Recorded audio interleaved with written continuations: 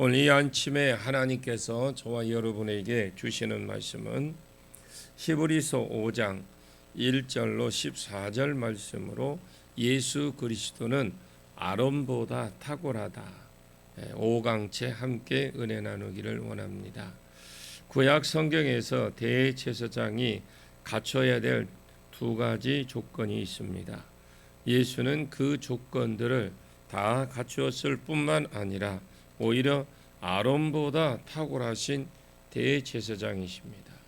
대제사장의 첫 번째 조건은 사람이어야 됩니다. 오늘 본문 1절과 2절 말씀에 대제사장의 첫 번째 조건은 능력 있는 천사가 아니라 오직 사람이어야 합니다. 하나님께 속한 일을 제사하는 일로 하나님의 고유 사역 중 하나입니다. 하나님이 직접 하시지만 사람 중에서 이 일을 돕고 또 수종 드는 자들을 세우셨는데 대제사장이십니다. 이들은 사람의 죄를 속하게 하려고 예물과 속지 않은 제사를 드리기 위해서 세워진 자들입니다. 오늘 본문 2절 말씀에 그는 사람으로서 대제사장을 말합니다. 대제사장에게는 두 종류의 사람이 찾아오는데 자신도 연약하기 때문에 이들은 용납할 수 있다고 합니다. 첫 번째, 무식한 자들입니다. 성경에 관해 잘 모르는 자를 말합니다. 믿는 자는 말씀대로 살아야 되는데 아무래도 성경을 모르니 죄를 지을 가능성이 더 많을 겁니다. 그러니 대제사장을 찾아올 확률도 더 많은 사람이라고 할 수 있겠습니다. 둘째, 미혹된 자입니다. 소동태로 누구에게 미혹됐다 이 말씀이거든요. 사단이 미혹하는 자이기 때문에 사단이 미혹할 때 그 사람의 약한 부분이 무엇인지 정확하게 그 부분을 찾아서 사단이 미혹하기 때문에 그렇습니다. 이런 사람들이 죄를 짓고 죄 사함을 받기 위해서 소나 양 같은 제물을 이끌고 대제사장을 찾아옵니다. 사람인 대제사장은 자신도 연약해서 같은 죄를 지을 수 있기 때문에 죄 지은 자의 심정을 누구보다 잘 알며 또 용납하게 될 것입니다. 죄를 짓지 않는 천사는 죄인의 심정을 알 수는 없지만 대제사장은 사람이기 때문에 죄 지은 사람의 심정을 안다라는 것입니다. 오늘 본문 3절을 한번 보겠습니다. 그러므로 백성을 위하여 속죄제를 드림과 같이 또한 자신을 위하여 저도 드리는 것이 마땅하니라. 레위기 16장에 대속죄일에 관한 규례가 나옵니다. 이 규례 가운데에 재미있는 것이 하나 있는데 11절 레위기서 11절에 보면 16장 대제사장이 먼저 자신을 위해서 속죄제를 드린 후에 15절에 백성들을 위한 속죄제사를 드린다고 합니다. 대제사장 자신도 사람이기 때문에 다른 사람들의 속죄를 드리기 전에 자신이 연약해서 죄를 짓는 것에 대해 제사를 먼저 드리더라는 것입니다. 우리의 대제사장 되신 예수 그리스도는 어떻습니까? 예수님도 사람의 몸을 입고 이 땅에 오셨기 때문에 사람들이 당하는 시험과 유혹을 다 보셨습니다. 그래서 사람들의 심정을 누구보다도 잘 아십니다. 그렇다면 예수 그리스도의 어떤 부분이 대제사장이었던 아론보다 더 탁월하시다는 겁니까?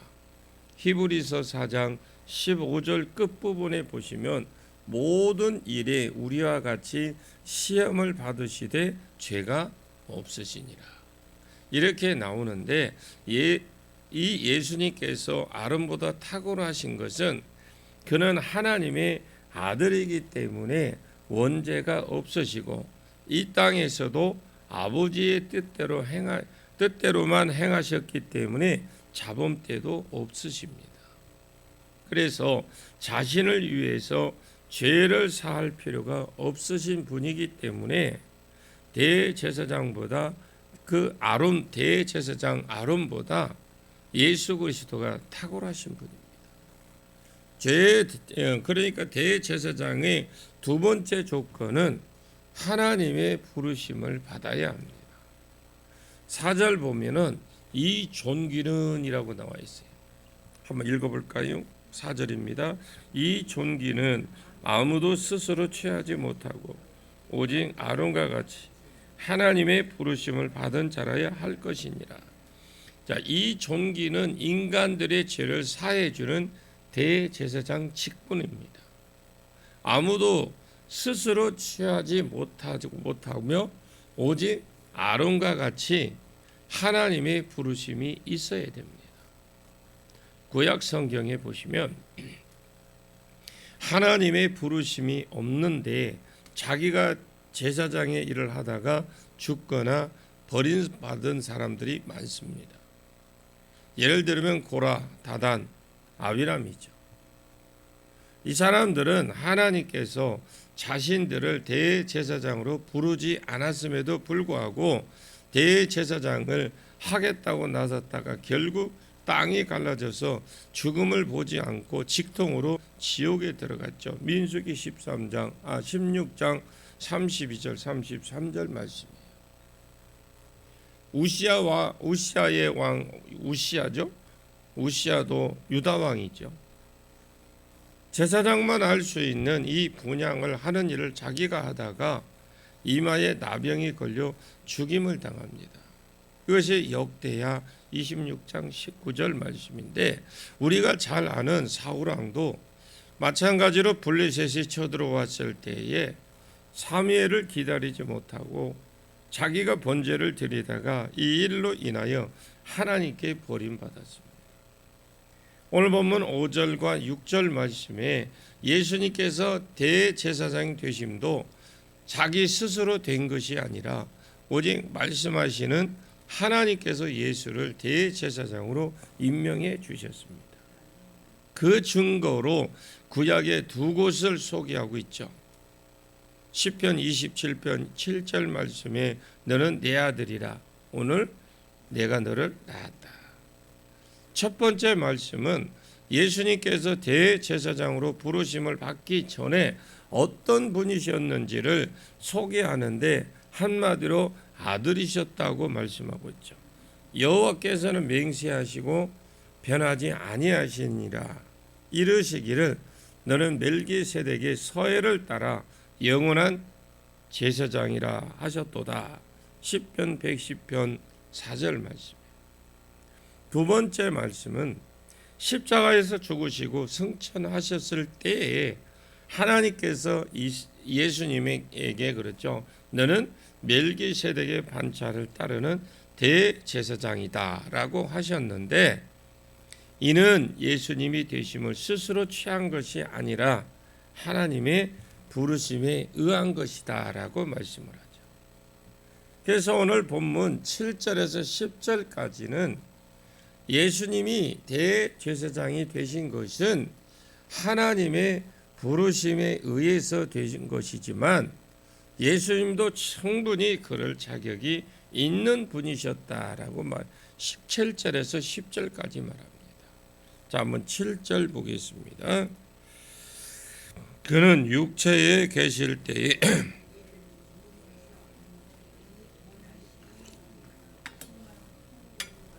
소원을 올렸고 그의 경건하심으로 말미암아 들으심을 얻었느니라.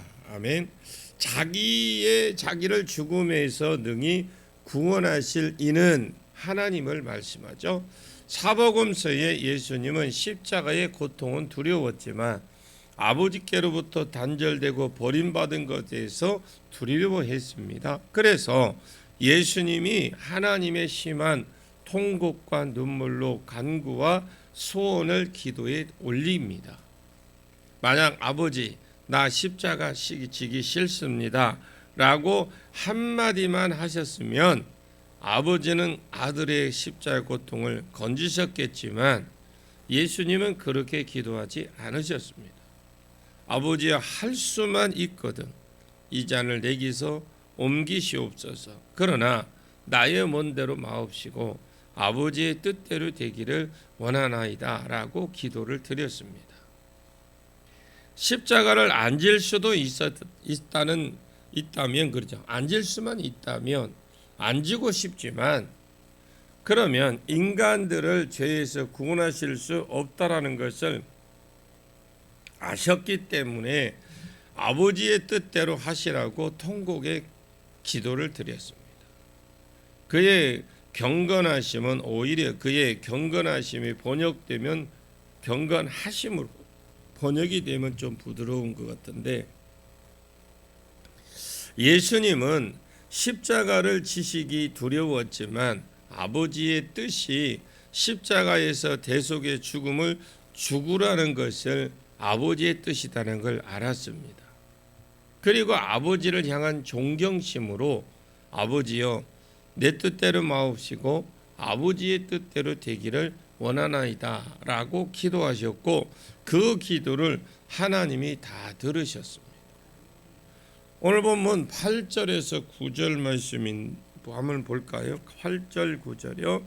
그가 아들이시면서도 받으신 고난으로 순종함을 배워서 온전하게 되셨은즉 자기에게 순종하는 모든 자에게 영원한 근원이 되시고 구원의 근원이 되셨죠. 예수님은 사람의 몸을 입고 오셨지만 하나님의 아들이시기 때문에 죄가 없었고 죄가 없으니 죽지 않으셔도 되시는 분입니다. 예, 사망은 죄의 결과거든요. 그러나 십자가에서 대속의 죽음을 죽으신 것이 아버지의 뜻인 줄 알았기 때문에 십자가를 지는 것을 순종했습니다. 이 순종은 누가 시켜서 하는 것이 아니라 그냥 아버지를 존경함으로 스스로 순종하신 겁니다. 온전하게 되었은즉 인격적으로 온전하게 되셨다라는 것이 아니라 온전하게 되었은즉 인격적으로는 온전하게 되셨다라는 말이 아닙니다. 예수님은 이미 인격적으로 온전하신 분이기 때문에 그렇습니다. 그렇다면 무엇이 온전하게 되었다느냐? 대제사장이 되어 다른 사람의 죄를 사할 수 있는 온전한 자격을 갖추게 되었다라는 말씀입니다. 자, 오늘 보면 10절을 봅니다. 하나님께 멜기세덱의 반차를 따르는 대제사장이라 칭하심을 받으셨느니라. 다른 사람의 죄를 사할 수 있는 온전한 자격을 갖게 된 상태에서 부활하고 승천하셨을 때에 하나님께로부터 멜기세덱의 이 반차를 따르는 대제사장이라는 칭호를 받았어요. 대제사장은 사람이어야 하고 하나님의 부르심을 받아야 하는데 예수님은 이 두 가지를 다 갖추셨어요. 또 예수님은 사람이지만 죄가 없으시기 때문에 죄 문제를 완전히 해결해 주실 분이신 이 분이시기 때문에 아론보다 탁월한 제사장입니다. 지금은 우편 보좌 위에서 보좌 우편에서 새 언약 중보자로 자기에게 나오는 자들을 긍휼히 여기시고 때를 따라 돕는 은혜를 베풀어 주셔서 그들의 저 영광의 나라에 들어갈 수 있도록 해 주시는 분이십니다. 히브리서 5장 11절에서 6장까지 내용은 이 탁월하신 대제사장은 되시는 예수께 딱 달라붙어 있어서 저 영광의 나라에 가라고 했더니 세 종류의 성도가 있더라는 거죠. 첫째는 젖밥 먹는 영적인 어린아이요. 두 번째, 오히려 예수를 버리고 타락한 자들이요. 마지막으로 탁월한 예수께 연결이 되어서 그러니까 구원에 속한 자들을 말해. 이 세 부류 사람이 나오는 거죠. 첫째, 끊임없이 젖만 먹는 영적 어린아이입니다. 11절에 12절을 봅니다. 멜기세덱에 관하여는 우리가 할 말이 많으나 너희들이 들은 것이 두나무로 설명하기 어려우니라. 때가 오래되었으므로 너희가 마땅히 선생이 되었을 터인데 너희가 다시 하나님 말씀의 초보에 대해서 누구에게서 가르침을 받아야 할 처지이니 단단한 음식은 못 먹고 젖이나 먹어야 할 자가 되었도다. 히브리 기자가 10절에서 예수님은 멜기세덱의 반차를 따른 대제사장이라고 소개했기 때문에 멜기세덱에 대해서 좀 더 가르쳐주고 싶은 마음이 있었어요. 그러나 지금은 너희가 듣는 것이 두나무로 설명할 수 없다라는 겁니다. 이 말은 너희의 지각력과 이해력이 부족해서 너희가 알아듣도록 설명을 하기 어렵다는 말이고, 가르치는 자가 문제가 있는 것이 아니라 듣는 성도들에게 문제가 있다라는 것입니다. 그래서 12절에 때가 오래되었다 이 말은 예수를 믿은 지가 오래되었다 이 말입니다. 그리고 예수를 믿고 교회에 다닌 때가 오래되었으면 마땅히 다른 사람을 가르치고 다른 사람에게 복음을 전할 수 있도록 선생이 되어야 한다고 했는데 왜 그래야 해야 되느냐? 지상 명령이기 때문에 그렇습니다. 교회 오래 다녔는데 아직도 가르침을 받아요. 아직도 우리 나가서 못하는 그 말씀이 대표적으로 마태복음 28장 18절에서 20절 말씀에 예수께서 나와 말씀하여 이르되 하늘과 땅의 모든 권세를 내게 주셨으니 그러므로 너희는 가서 모든 민족을 제자로 삼아 아버지와 아들과 성령의 이름으로 세례를 베풀고 내가 너희에게 분부한 모든 것을 가르쳐 지키게 해라. 볼지어다 내가 세상 끝날까지 너희와 항상 함께 있으리라 하시니라. 지상 명령은 3단계로 나누어서 보면 이렇습니다. 1단계 너희는 가서 제자를 삼는 것입니다. 두 번째 교회는 사람이 오기를 기다리는 것이 아니라 복음을 가진 자가 자기가 가서 복음을 전해서 제자를 삼는 곳이 교회입니다.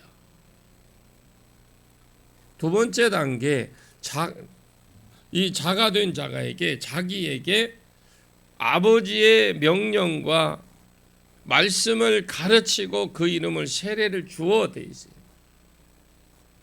세 번째, 세례받은 자에게 하나님의 말씀을 가르치고 그 말씀을 지키게 하는 겁니다. 이게 성도예요.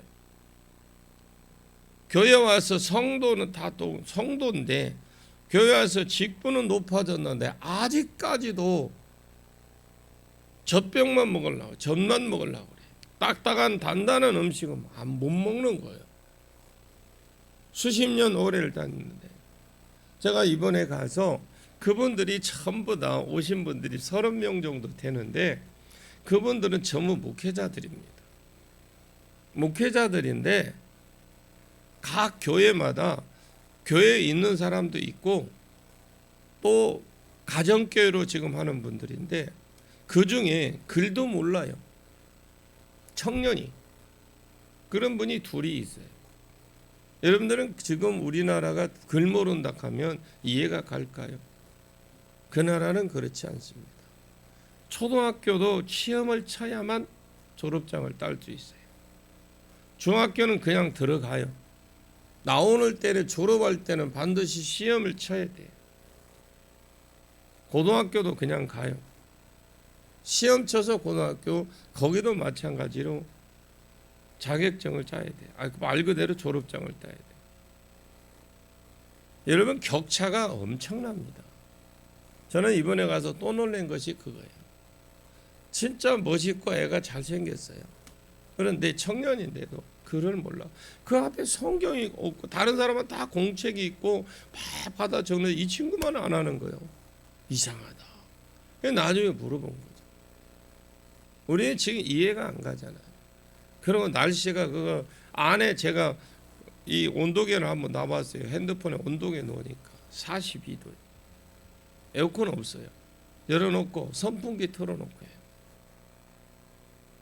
저는 바닥이 이 타일로 이런 건데 바닥 열을 받아서 제 발이 뜨거워서 도저히 어떻게 할 방법이 없어요. 양발을 벗어보니까 더 뜨거워. 시레바를 신어보니까 더 뜨겁더 이제 막. 그런데도 거기에 꼼짝도 안 하고 3시간 4시간씩 교육을 받아요. 정말 제가 도전받고 왔습니다. 저는 우리는 가면 여기 이런 날씨가 겨울이잖아요. 겨울인데 거기 가니까 날씨가 더우니 사람이 축 처져 버려요. 그런데도 그 사람들은 하나라도 더 배우려고 얼마나 열정인지 몰라요. 그런데 우리는 보면은 얼마나 조건 좋습니까? 안에 뜻이죠. 시원하죠. 뜻이면 너무 덥다고 투덜투덜, 또 시원하면 너무 시원하다고 투덜투덜. 그러니 뭐가 은혜가 돼야죠. 여러분 환경이 어땠든 간에 하여튼 은혜를 사모하십시오. 그런 자에게 은혜가 되는 거예요. 여기 단단한 음식. 자, 보면 말씀에 구조적으로는 믿을 때가 오래되면 마땅히 선생이 되어야 되는 너희가 다시 하나님의 말씀에 초보에 대하여 누구에게 가르침을 받아야 할 처지라고 말하는 것은 지상 명령대로 안 살았다라는 것이에요. 그 결과 하나님의 지상 명령대로 살지 않는 결과를 말하는데, 단단한 음식을 못 먹고 아직까지 어린아이처럼 젖이나 먹고 있다라고 그걸 딱 지적을 해주는 거예요. 단단한 음식은 뭘 말합니까?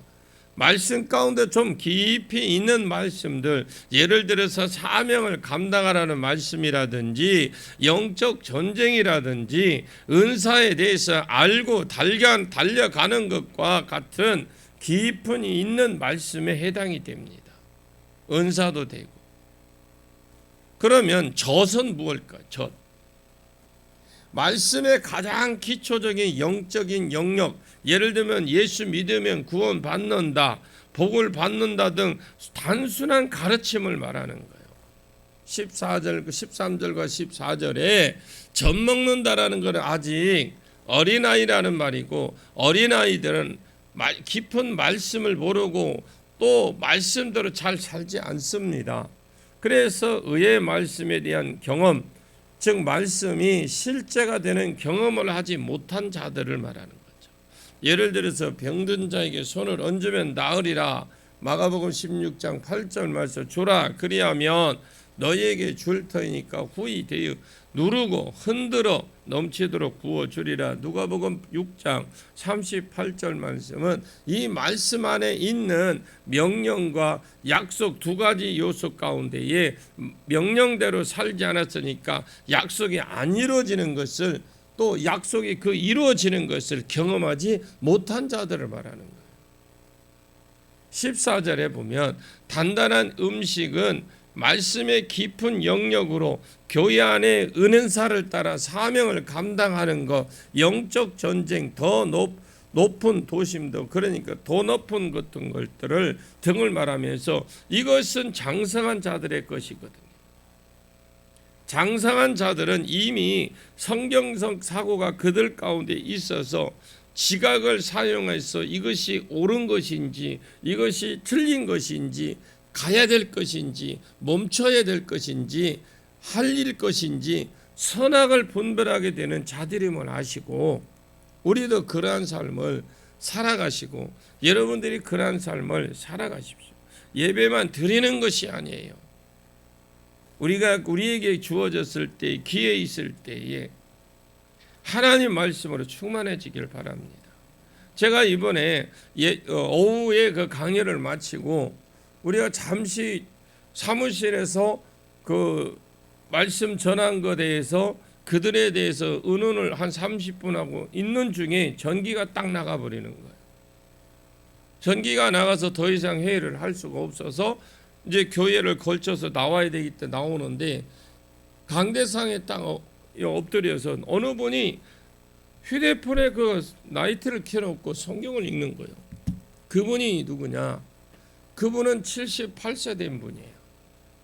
그런데 그분은 이 글도 잘 몰랐대요. 성경을 보면서 글을 터득한 거예요. 그런데 글을 읽으면서 그분은 은사가 대단해요. 손 얹으면 그냥 나아요. 훈련을 계속 받아서. 근데 너무 열심히 해요. 그 말씀을 보면 내가 그래서 기다렸다가 안 가고 기다렸다가 이제 통역을 통해 물어봤어요. 뭘 이렇게 열심히 봤습니까?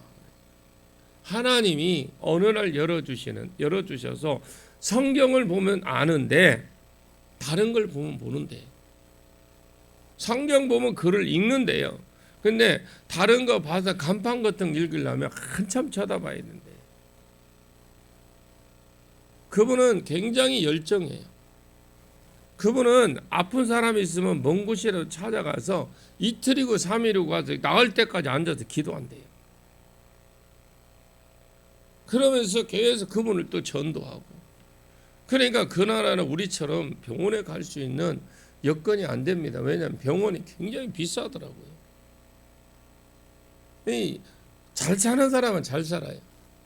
그런데 완전히 못 사는 사람은 바닥에, 제가 치유 사역을 하루 오후 시간 치유 사역이 있었는데, 자세히 봤는데 제 발가락에 조그마한 팔이 있죠. 파리가 다닥다닥 달라붙어.